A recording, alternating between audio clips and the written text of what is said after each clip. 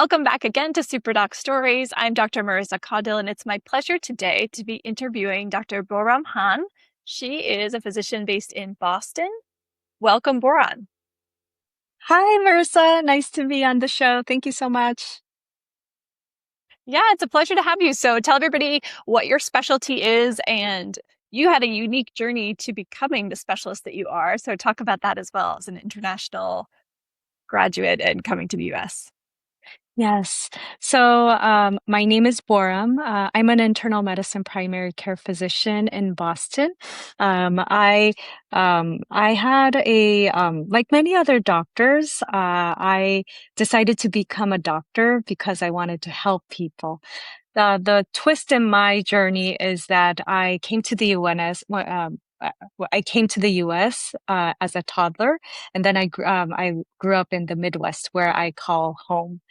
When I became a middle school age, my parents decided to move to South Korea, and they decided that family has to stay together, and they were very firm about that. So they moved me to a country that I barely spoke the language, and it was a new culture, and Oh. I was in my most sensitive years as a teenager, so I was that going to was say, very as a difficult. teenager, that must have been the hardest for you. As a middle school girl, that is not easy to leave all your friends and start over in a new place, especially a foreign place. Exactly. But, I was ultimately able to get used to it. And thankfully, I got into medical school, and I was able to finish medical school and get the licenses of Korean medical licensing as well. So that was a big journey for me. Yeah. And then after getting all the licensing, I realized that I really miss the United States because that's where I grew up and called myself home. And so I decided I wanted to do the training all over again, doing the USMLE and start my medical journey from scratch again. And back then, from my medical school, there weren't many people that goes through that route, going Mm. internationally, including States. I didn't know anyone who had done that journey from my medical school. So it was not a Wow. known path. And it was unclear if it would work out or not. But I decided to jump in that journey and move on. That was a big moment for me. So, yeah, I can only imagine what a big decision that was. And that was how many years ago? When did you come back? Oh, I'll have to count the years, but I would say it was almost 15. I think it would be, I would have to count the years again, but at some point you stop counting the years. But yeah, I would say Yeah. about 14, 15 years ago. Okay, wow. And so you did your internal medicine training here, and then we were discussing your current employment is an 8/10th position at an underserved medical center. Can you talk about that a little bit and how you ended up there? Yes. So, coming from that journey, I came to the US, and I matched into internal medicine. And I did not have any family support around. And also Mm. during that process, I had to convince my husband, and to start his medical journey from scratch again. We had to structure our medical training so that one of us could train and one of us could support because we didn't have any family support raising a child. So it was a lot of juggling. I was much older than my peers who were graduating residency. Yeah, so that was that took us longer than we thought, but we eventually were able to do that. And after that, after residency graduation, I started working at a underserved community health center as part of my immigration requirement for under serving at an underserved area. That's what started this journey. After being an attending for about 4 years or so. I was working hard, long hours. I was passionate. It was great. Taking care of difficult, like, people who are in need. That's why I got into community health. That was great. But like, just like many other physicians around COVID and around, and also I hit like 40s at that time as well. I think it was sort of like a midlife crisis. I hit a burnout really strong. And I, it was a moment that I thought, is this it? I really hit what they call a arrival fallacy. It took me 2 decades to Yeah. arrive at the place that I wanted to be at. And, there, I just, and also there was a health scare on my end, and I had some injury that I had to be in bed, unintentionally forced to be in bed for several months. And that gave me a time to Oh my really goodness. reflect on myself. And I realized that I did not have any identity outside of being a doctor. We were earlier talking, like I was Mm. just focused on just being a doctor without any distraction. I have arrived after decades of this long journey, but realize that I don't know how to do anything else outside of being a doctor. So that was something, a big turning point for me, realizing that I needed something beyond medicine. I think many people can relate to that.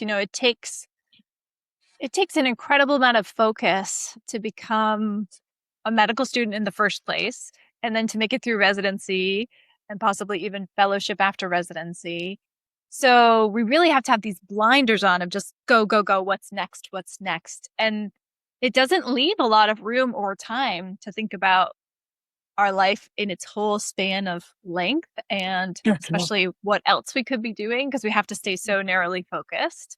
So I know many fellow physicians who have gone through a similar I mean, I'm still hesitant to call what I'm in midlife, but this kind of midlife transition of like, well, now what kind of thing? Like, even though to get here to become an attending, to be a board certified physician is a long path and you're really an expert and it's nothing to, you know, throw away or to scoff at. It's an accomplishment in and of itself, of course, but still, you get to this point and then you're like, but I have so much left. Like, what else can I do? So, how did that morph for you into the coaching that you've been doing for the last 2 years? Yeah, so Marissa, during that period, I did a lot of soul searching and trying to figure out what am I good at? What do I enjoy? And also I realized that during those long years of going through transitions and during residency, I realized that once I get home from long calls, like afterwards, I would just read finance books like crazy and listen to podcasts and read financial blogs. I know that's not everyone's cup of tea, but that's mine. That was a way that I would decompress and de-stress and get re-energized again. And I think what really drove me to that is also a little bit of anxiety, feeling that I was behind and a little late because I missed a big portion of my young adulthood learning those basic stuff and Mm-hmm. coming back to that later on. I think that drove me focusing on that intensely. What would be a natural, so people, growing up like as a teenager or a young adulthood, what things that you would know naturally and hearing from others. I missed those periods, so that drove me to do that. But the other thing is that I realize there's a bigger pattern actually. I'm not the only one in this. A lot of Oh, physicians, no. even with physicians who grow up, I mean, who grew up in the United States, they are so focused in getting through training, medical school residency. They even, like many of them have like they're late to think about money way after they're like way deep into their job. So I realize that that's not just only me. There is a bigger pattern and many people in the physician world are in the same boat. So, while I was doing that, Absolutely. and friend one day came up to me and told me, Boram, you're helping so many people. Why don't you actually make this into something real rather than just a hobby? And at that point, I was like, whoa, I was so scared. What am I to have a business? Oh, well, am I qualified enough to be talking about these stuff to other people? And it made me think really hard. And soon I realized that I was doing the work and I was doing, talking to people, helping others. I was doing the work anyways.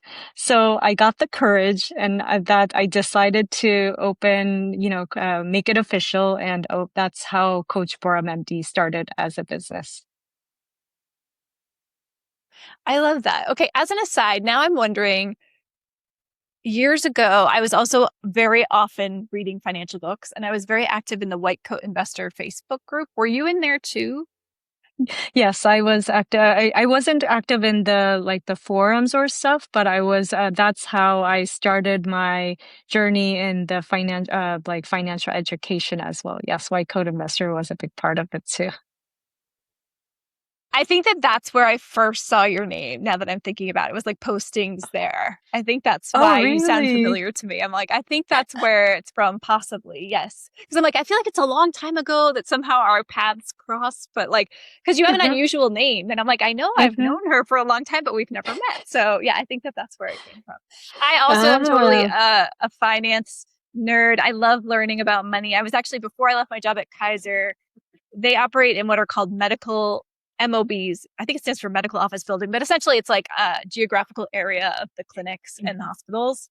And I uh-huh. was our area MOB head of the physician finance education, like teaching the new physicians coming on board what they were going to get with Kaiser, and then talking to everybody about their investments and giving them all the Mm, options and things like that. Cause that was something that I really gravitated towards, is like financial education. But I think you're absolutely right. I understand totally from your history of like moving countries as a teenager and then coming back, that maybe you felt like you missed out on this because of all that movement and change. But I can tell you, as someone who grew up in the US and never went anywhere else, I didn't get it either. Like, I think it's absolutely missing from our traditional education. You don't get it in high school, you don't get it in college, you don't get it in medical school. uh-huh. And then it's kind of taboo to talk about money. Um, as a physician, relatively speaking, in our communities, often we're higher earners, right? So to talk to other people about money feels a little bit, I don't know, I feel a little shy about it if I'm talking to people who have jobs like my sister. She's a teacher. She makes a decent living, but like she's not making a physician's salary. So you just feel a little bit aware that maybe you're making, at least in some cases, some physicians are making more than a person in another job might make. And then in other circles, like now I live in Los Angeles, my kids are in private school. So even though generally we do very well as a two physician household, in the grand scope of wealth, we are not at the top, right? The difference between the 1% and the 0.1% is pretty huge. So like my Mhm. kids are now part of this network of people who have way more wealth than we have.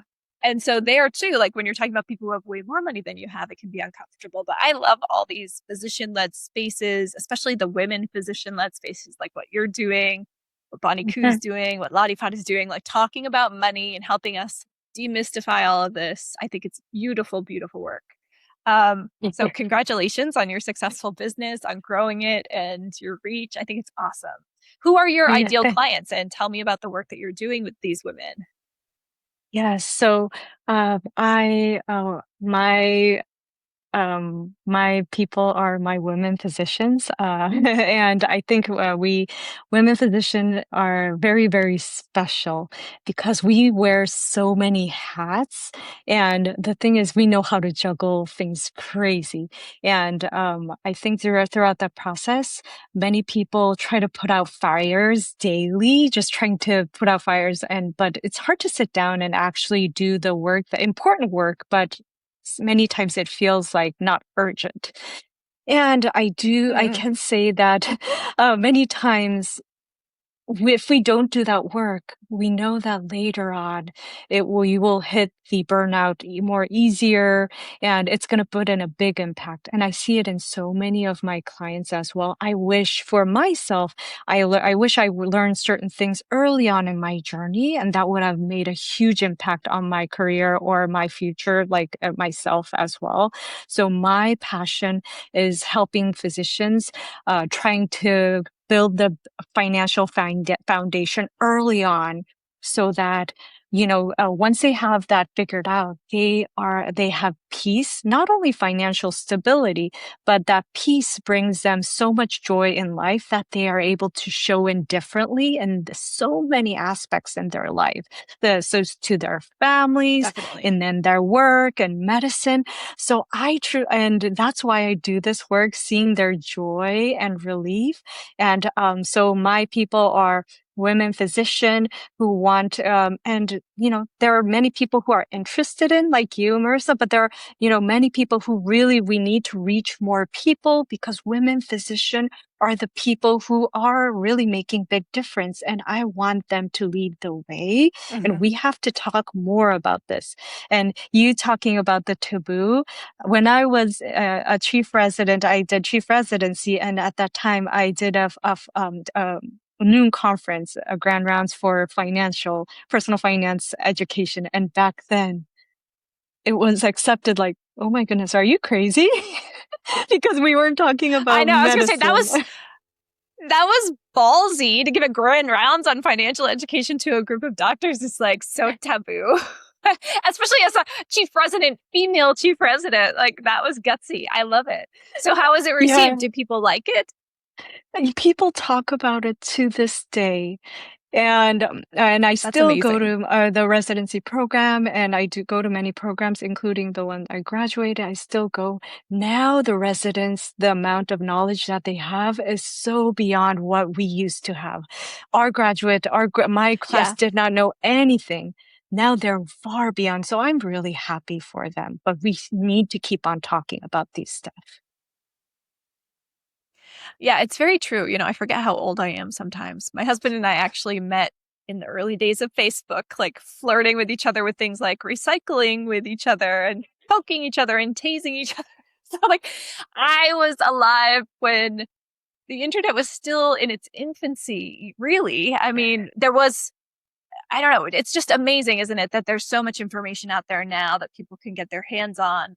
The only way for me to learn this stuff, and it sounds like you also were reading, like I was reading books that I bought on Amazon or that I got at the library or that I bought at the bookstore, but now you can subscribe to people's Substacks, you can be listening to podcasts. There's so many ways that you can get really good information now. So I think you're Mhm. absolutely right. It's wonderful that people have the opportunity to get all this, but it's still the case that it's not something that most people really want.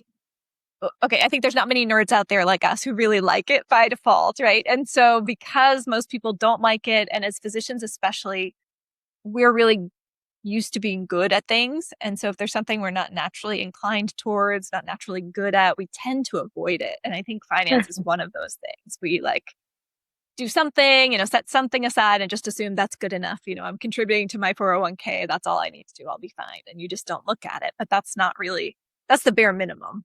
And there's so much Exactly. peace of mind that can come when you do start learning about it and you get over that anxiety and you start teaching yourself. It's amazing what we can do. Exactly. There's so many Yeah. And options. Yeah. yeah, I mean, some people enjoy it, some people don't. That's fine. But as long as you have the structure in place, and like you can forget a bit about it. You don't need to look at it daily. But later on, once you have that structure set up, you're going to look back and say, wow, there was something, I was building up something while I was just focusing on my life. That will give you so much peace. And, Hmm. I always tell my clients and also my residents who I go to talks, and it's like, hey, reach out to people that know more one or two more things ahead of you. Reach out to a friend, reach out to your mentor and the, coaches. Like for me, that was my path as I reached out to coaches. But, you have to really take the effort, the investment, I would say, like in time, energy, and finances. Because the return is going to be so much like huge and that will give you so much relief and peace down the road. So I encourage people to do that, and I totally agree with you. And yeah, I encourage whoever I meet. And it's never too late, right? Like if someone was listening to this and they're like, "Oh, I'm 45 or I'm 55," like there's always more you can learn, and there's always going to be positive. Like what's that saying? The best time to plant a tree was 10 years ago, but the second best time is today.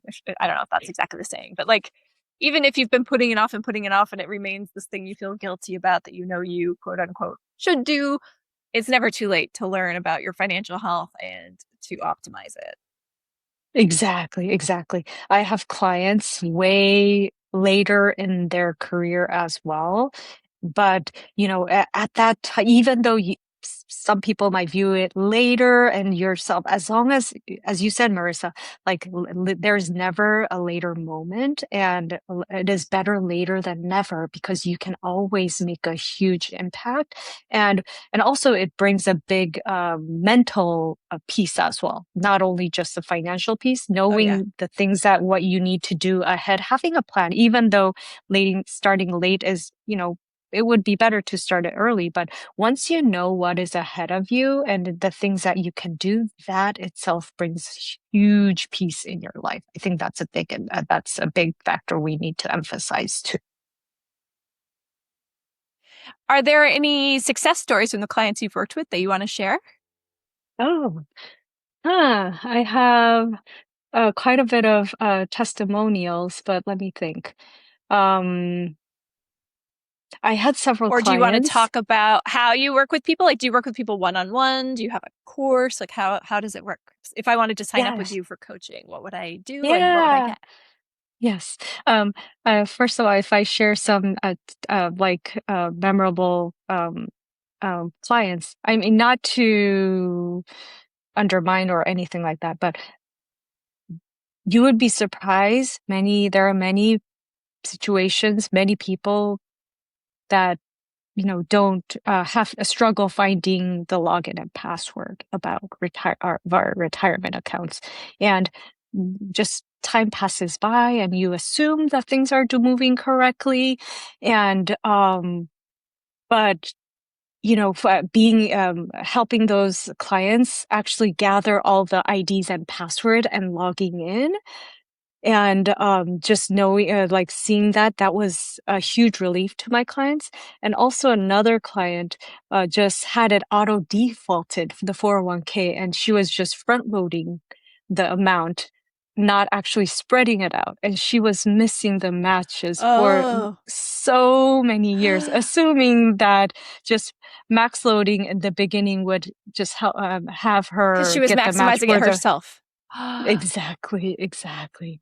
And she was missing out on the whole matching Wow. period So for I the bet like pad tech. whatever she paid you just, oh my gosh. Yeah, that's the kind of thing where you're just like, but again, horrible that it went on for as long as it did, but thank goodness she found out about it now because it could have been Mm-hmm. another 20 years of that, So, like it's amazing the little exactly. things. Again, we're so busy. And I think often those big financial decisions that have major ramifications you make when you're hired at a place and you're filling out all this paperwork and you just maybe ask one or two people like what should I do, and you do it and then you don't think about it again for a year or 10. And so I totally can believe what you're saying, that people haven't logged in.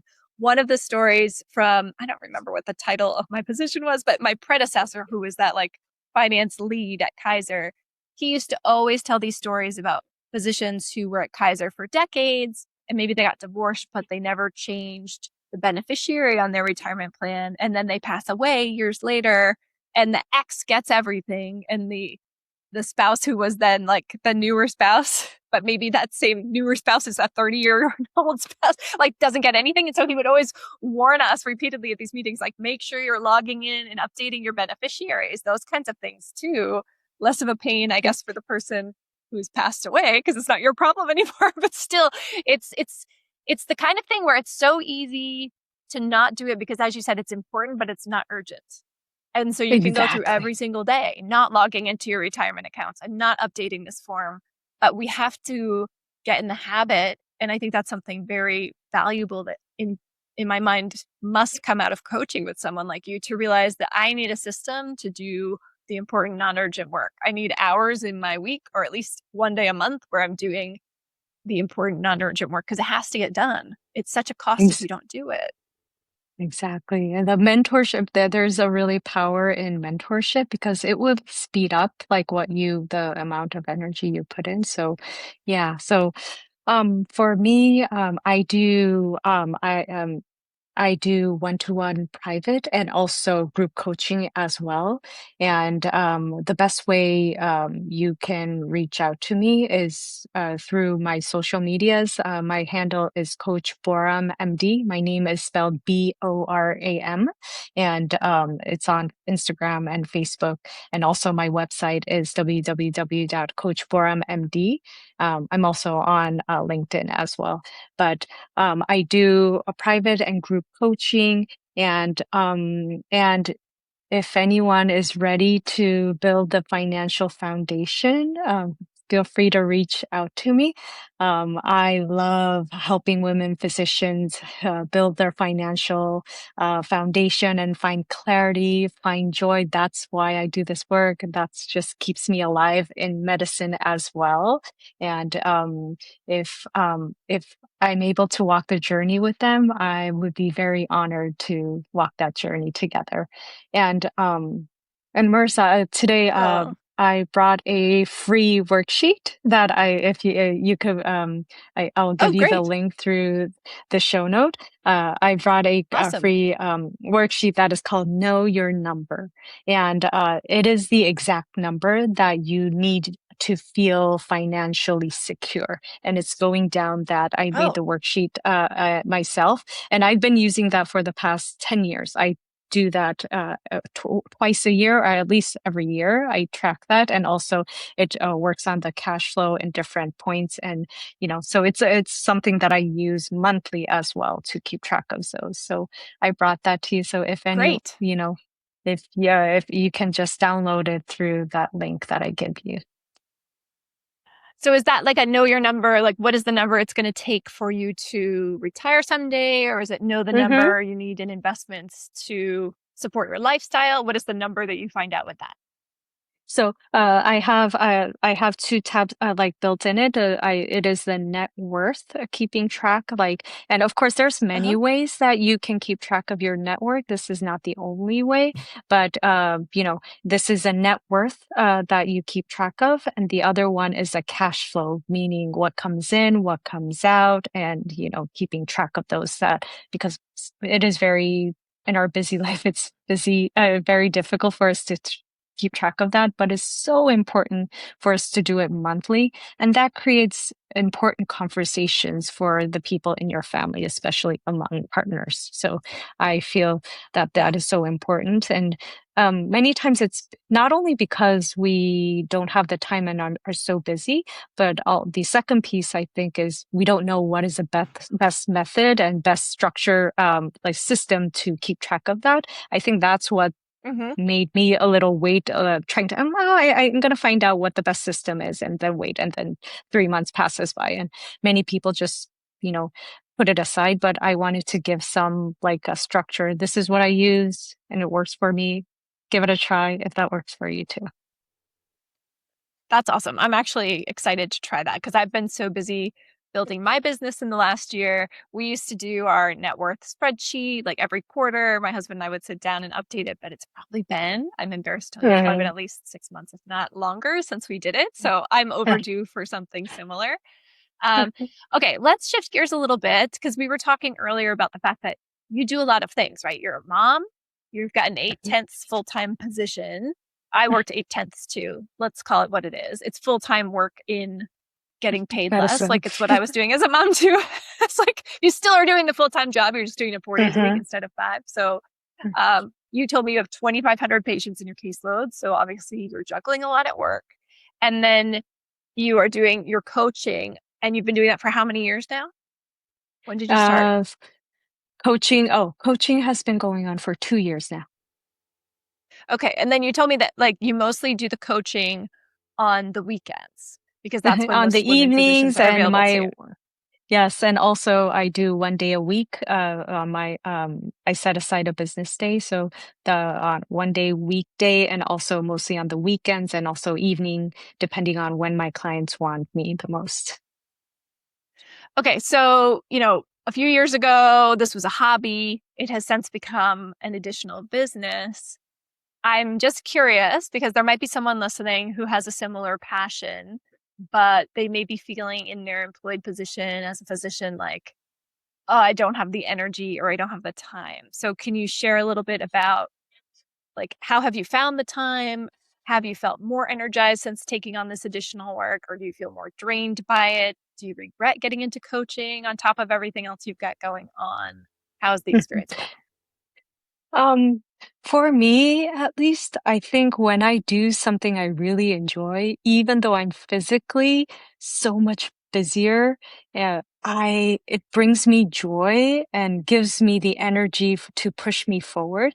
I joke that my husband to ask me like, why are you bringing in more work? If you're exhausted, you need some rest and get like, like do like actually rest. But for me, I think when you're doing finding like things that you truly light you up, even though your schedule is like packed, that has a huge, energy. Become a you bring in superpower and you're able to do that. And I think that was something in me for personal finance. When I talk about this, like I can talk all day long. And when I'm so exhausted, like when people brings me a deal for like real estate or like brings me about like ask me questions about this, I can talk and like this is my jam. So even though even though, to answer your questions, if you truly find what you enjoy, you can make the time to do it. So, but I do have to point out, you know, um, if it's not that's when you truly find the thing that you enjoy. Yes, I agree. I kind of led you to that question because I have found the same thing. Like when I'm doing something that I really love, it doesn't feel at all the same as like getting an extra call assigned at work or, having to take an extra shift when I was working for someone else. It doesn't feel like work anymore. And it's hard for me now to even define the boundaries between when I'm working and when I'm just having fun. Like my kids are like, why are you still working? I'm like, oh, this isn't work. Well, I guess it is work, but it's not really work. It's just like I'm helping someone do something that I love to help them do. Like this is fun for me. And it sounds like you feel the same. So I want the listeners to understand if that's missing in their life right now, it's possible. And it really can feel, it seems paradoxical when you're drained and exhausted from a job that maybe you do love or did love at one point, but it doesn't feel like so fun anymore. That adding on more would somehow bring you more energy. But I promise that it does because somehow when your attention is on something that feels aligned, it feels positive, all the negatives of the other thing also become less important and less front and center in your mind. So even though that the other thing, the job, whatever it is it hasn't changed, you don't worry about it as much. When you just have that, like you just focus on the negative and the things that are draining you. Whereas when you're focused on the new thing that you're building, that you're excited about, it feels really good. Um, Exactly. okay, one last question for you, because I want to pick your brain. I know there's a few finance books that I feel I love and definitely would recommend to other people. What is your like top 1 to 5 finance books that you recommend for the female physicians you coach? I wasn't expecting that question, so I had to grab my books. Thankfully, I'm in a Sorry, I didn't mean to library. put you on the spot. No, that's okay. I'm pretty sure I'm missing several, but and a lot of physicians, not only physicians, but in the entrepreneurship, finance world, a lot of people do mention Rich Dad Poor Dad, and I think that is a good Hmm. basic book. but also, do you see? I'm not sure if it's the, The Simple Path to Wealth. I yeah, actually am Sims. reading that one now, or it's in my Oh, library. I really? don't have that one. I haven't read it Mm-hmm. yet.